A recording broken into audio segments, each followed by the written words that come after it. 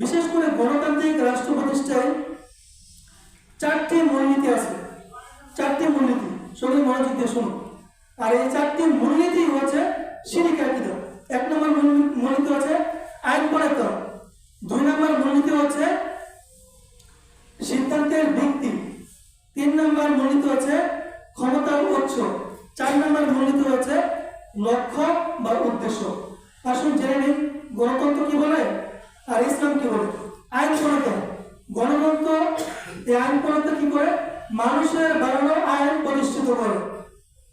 কিন্তু আল্লাহ সুবহানাহু ওয়া তাআলা বলেন সূরা ইউসুফের 40 নম্বর আয়াতে বলেন ইনিল হুকমু ইল্লা লিল্লাহ, যে আইন প্রণয়ন করার অধিকার একমাত্র আমি আল্লাহ সুবহানাহু ওয়া তাআলা।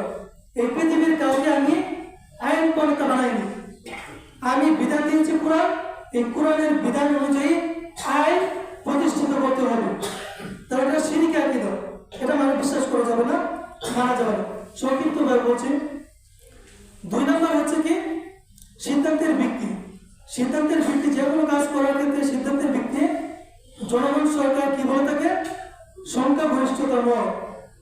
সংসদের মধ্যে একটি প্রস্তাবনা পেশ করলে স্বীকারোক্তি নেওয়া হয় যে পক্ষে কে কে হা আছে, সমর্থন আছে, তারপর হা মতো সমর্থন করে, তারপর সংখ্যাগরিষ্ঠতার মতামত নেওয়া হয়। কিন্তু সংখ্যাগরিষ্ঠতা বা সংখ্যালঘুতা ইসলাম ধর্মের কোনো ঠাঁই নেই। একমাত্র কোরআন এবং সহিহ হাদিস অনুযায়ী কি যে কোনো সিদ্ধান্ত নিতে হবে। 3 নম্বর মূলনীতি হচ্ছে ক্ষমতার উৎস। গণতন্ত্র সরকারের মধ্যে বলে থাকে কি জনগণই হচ্ছে ক্ষমতার উৎস। যেমন আপনার লিঙ্কনের উক্তি যে government of the people, by the people, for the people. জি না, এই উক্তি মানা যাবে না, এটা শিরকি উক্তি, এটা বিশ্বাস করা যাবে না। বিশ্বাস যে করবে সে কাফের হয়ে যাবে। আপনি বিশ্বাস করবেন না, মানবেন না, এটা আপনার দায়িত্ব। 4 নম্বর হচ্ছে লক্ষ্য ও উদ্দেশ্য। লক্ষ্য ও উদ্দেশ্য ক্ষেত্রে জনগণের সরকার কি বলে থাকে? যে জনগণের সন্তুষ্টির উদ্দেশ্যে কাজ করা।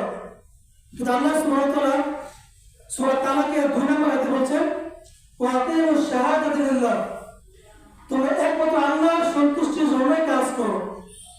তো জনগণের সন্তুষ্টির জন্য কাজ করা যাবে না। 4 নম্বর মূলনীতিটা শিরক। আল্লাহ সুবহানাহু ওয়া তাআলার সন্তুষ্টির জন্য কাজ করতে হবে। কয়েকটি উদাহরণ দেই তাহলে বুঝতে পারবেন যে জনগণের সন্তুষ্টির জন্য কাজ করলে কি হয়।